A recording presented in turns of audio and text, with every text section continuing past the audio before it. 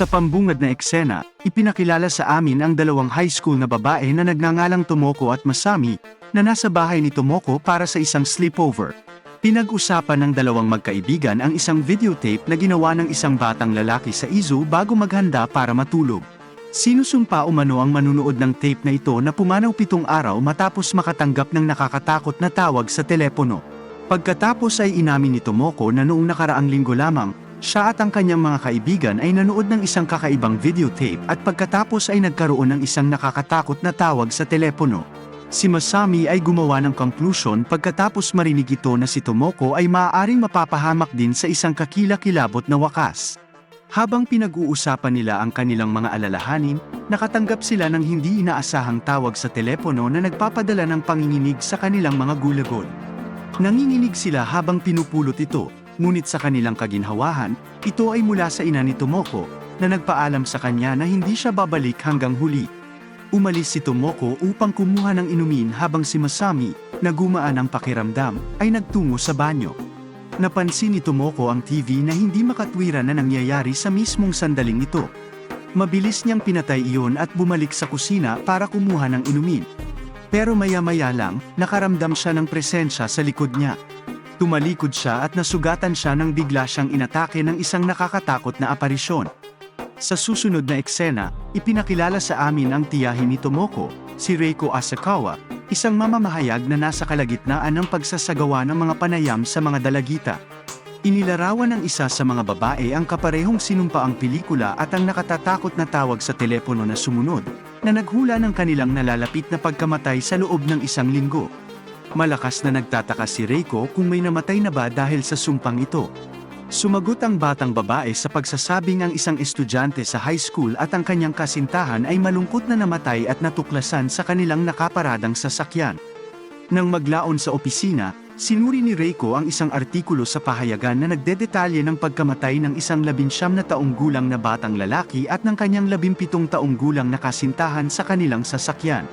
Hiniling niya sa kanyang kasamahan na si Okazaki na hanapin ang pangalan ng high school na pinasukan ng namatay na dalawa para malaman ang karagdagang detalye tungkol sa kaso. Nalaman ni Reiko ang nakakabagbag damdaming balita ng pagpanaw ng kanyang pamangkin noong gabing iyon. Bilang resulta, pumunta siya sa libing kasama ang kanyang anak na si Yoichi, na 7 taong gulang.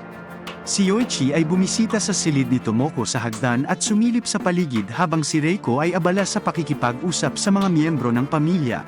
Kapag ang kanyang ina ay pumasok sa silid at tinanggal siya, siya ay nakatutok sa TV. Pagkatapos, pumunta si Reiko upang kausapin ang mga kaklase ni Tomoko, kung saan nalaman niya na si Tomoko at ang 3 pa niyang kaibigan na nakapanood ng sinumpaang videotape ay misteryosong namatay ng sabay-sabay sa parehong gabi na nabaluktot ang kanilang mga mukha dahil sa matinding takot. Nalaman din ni Reiko na si Masami, ang dalaga na kasama ni Tomoko nang matugunan ang kanyang kalunos-lunos na wakas, ay dumanas ng malubhang trauma at kasalukuyang ginagamot sa isang ospital. Kinabukasan, binisita ni Reiko si Tomoko at pumasok sa kanyang kwarto. Hinanap niya ang lugar at natuklasan ng isang resibo para sa isang photobook. Kasabay nito, pumasok ang ina ni Tomoko na may matinding lungkot sa mukha at ibinahagi kung paano niya natagpuan ang kanyang anak na nakahandusay sa sahig. Nang makuha ni Reiko ang kanyang mga kamay sa mga larawang binuo ng lab, natuklasan niya na si Tomoko at ang kanyang 3 kasama ay bumisita sa Izu Pacific Land Resort. Nakita niya ang isang larawan ng mga ito na ang kanilang mga mukha ay deformed at malabo habang siya ay nagbabrowse sa mga imahe. Nagpasya si Reiko na pumunta sa Izu Pacific Land Resort sa araw na iyon at tingnan kung ano ang lagay ng B4 Cottage, kung saan nanatili ang 4 na magkakaibigan. Ipinakita niya ang larawan sa ahente sa front desk at nagtanong kung may nakita siyang kakaiba. Tinitingnan ni Reiko ang isang unmarked tape habang sinusuri ng receptionist ang mga record. Dinala niya ito sa kanyang silid, kung saan niya ito pinapatugtog sa TV. Ang tape ay may maikli, nakakagambalang mga pagkakasunod-sunod na tila walang kaugnayan, nakakagambalang mga tunog, at isang magandang imahe sa huli. Sa sandaling matapos ang tape, nasaksihan ni Reiko ang isang aparisyon ngunit walang nakitang tao nang lumingon siya. Nagulat siya dito at naghahanda ng tumakbo palayo nang makatanggap siya ng tawag na parang tunog ng tili sa tape. Kinuha ni Reiko ang tape at tumakbo palabas ng kubo, sineseryoso ang banta ng kamatayan. Humingi ng tulong si Reiko sa kanyang dating asawang si Ryuji Takayama dahil sa tingin niya ay 1 linggo na lang ang itatagal ng kanyang buhay. Nagmamakaawa siya na kunan siya ng litrato, ngunit nang lumabas ito, namumula ang kanyang mukha, na lalong nagpapatunay sa sumpa sa kanya. Tiningnan ni Ryuji ang sinumpaang videotape sa kabila ng mga reserbasyon ni Reiko at nagpasyang tulungan siya. Makalipas ang 1 araw, gumawa si Reiko ng kopya ng videotape para magsagawa si Ryuji ng mas masusing pagsusuri. Nagpasya ang dalawa na maglakbay patungong Oshima kinabukasan sa pagsisikap na maunawaan ang dialektong ito pagkatapos ng ilang oras na pagsusuri sa tape at pagtuklas ng misteryosong mensahe na nagsasabing, "Frolic in brine, goblins be thine." Nagpalipas ng gabi si Reiko kasama ang kanyang anak sa bahay ng kanyang mga magulang hanggang doon. Nilapitan ni Ryuji si Reiko sa mismong gabi at ipinaalam sa kanya na ang babae sa pelikula ay si Yamamura Shizuko, na malungkot na itinapon ang sarili sa isang bulkan 40 taon na ang nakalilipas. Nang maglaon, nagising si Reiko sa kalagitnaan ng gabi, nakita lamang ang aparisyon na nakahiga sa kutsyon sa tabi niya, at ito ay nawala sa isang iglap. Nakarinig siya ng kaguluhan noon at nakita niya si Yoichi na pinag-aaralan ang recording. Nagtataka siya kung bakit niya ito pinanood dahil kinabigla siya nito. Sumagot si Yoichi na hiniling sa kanya ni Tomoko na gawin iyon. Tumulak sina Ryuji at Reiko patungong Oshima kinabukasan.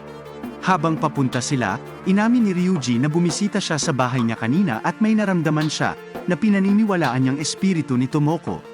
Pagdating nila sa Oshima, sinundo sila ng isang lalaking nagngangalang Heiatsu at hinatid sila sa kanilang inn.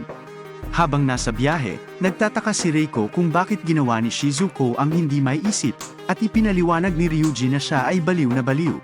Sinabi ni Ryuji na naging kilala si Shizuko sa isla para sa kanyang kakayahang mahulaan ang mga pagsabog ng bulkan. Nalaman ni Dr. Aikuma, isang propesor, ang tungkol sa mga talento ni Shizuko at dinala siya sa Tokyo para sa mga eksperimento upang suportahan ang pagkakaroon ng extrasensory perception. Matapos matanggal sa trabaho ng kanyang universidad, si Dr. Aikuma ay nawala ng walang bakas, ngunit hindi naniniwala si Ryuji na siya ay buhay pa. Maya-maya, nakarating na sila sa kanilang inn, ngunit may kakaibang naramdaman si Ryuji pagkapasok niya sa loob. Pagpasok niya sa isa sa mga silid, nakita niya ang eksaktong salamin na nakita sa pelikula. Pagkatapos ay nakatagpo nila si Takashi, ang kapatid ni Shizuko. Nang mabilis na lumapit sa kanya si Reiko, ipinaalam niya sa kanya na si Shizuko ay walang anak na babae at tinanong siya tungkol sa kanya. Mamaya sa gabing iyon, sina Ryuji at Reiko ay nilapitan ng isang empleyado ng hotel na nagbigay sa kanila ng larawan ni Shizuko at Dr. Aikuma. Kinaumagahan, nilapitan ni Ryuji si Takashi sa dalampasigan at tinanong kung ano si Shizuko. Bilang tugon, sinabi niyang kakaiba siya dahil maghapon siyang nakaupo sa dalampasigan at nakatingin sa tubig. Tinanong ni Ryuji kung may kakayahan si Shizuko na magbasa ng isip. Nang marinig ito ni Takashi, tinanggihan niya ang tanong at sinubukang umalis, ngunit kinikilala ni Ryuji na mayroon din siyang maihahambing na talento. Nagpatuloy siya, tinanong si Takashi kung siya ang pinagmula ng ulat ng katapangan ni Shizuko, ngunit ang huli ay ayaw pag-usapan ito. Sinubukan ng matandang lalaki na umalis ngunit pinigilan siya ni Ryuji. Sa panahon nito, naranasan niya ang isang pangitain kung saan nalaman niya na si Shizuko, bago siya pumanaw, ay sumikat bilang resulta ng isang pampublikong eksibisyon ng kanyang talento sa psychic na inisponsor ng ESP researcher na si Dr. Aikuma, kung saan siya nagkaroon ng relasyon. Nalaman din niya na sinubukan ni Takashi na kumita ng pera mula sa mga kakayahan ni Shizuko.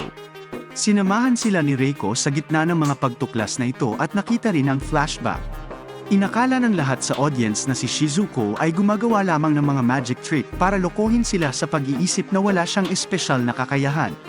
Ngunit pagkatapos nito, ang lahat ay natigilan sa biglaang pagkamatay ng mga manunood at nagsimulang hamakin si Shizuko.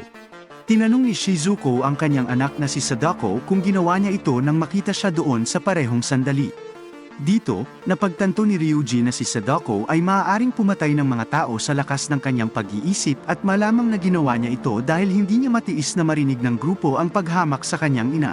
Matapos malaman ang lahat ng ito, tumawag si Reiko kay Okazaki at hiniling sa kanya na tulungan siyang mahanap sina Dr. Aikuma at Sadako.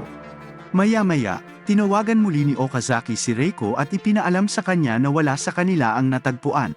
Ang video, sa opinyon ni Ryuji, ay bunga ng galit ni Sadako at hindi ito sa mundo.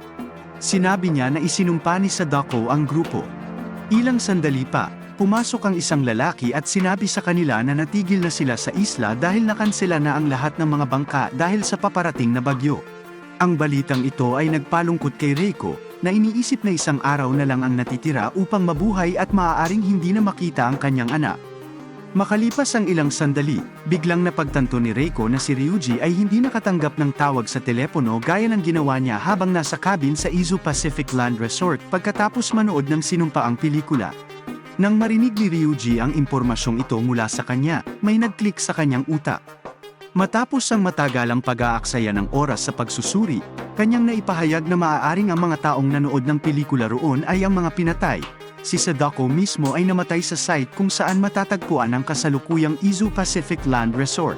Nang maramdaman ang pangangailangang pumunta sa Izu Pacific, hiniling nila kay Takashi na dalhin sila doon sa kanyang bangka, at sa kabutihang palad, pumayag siya.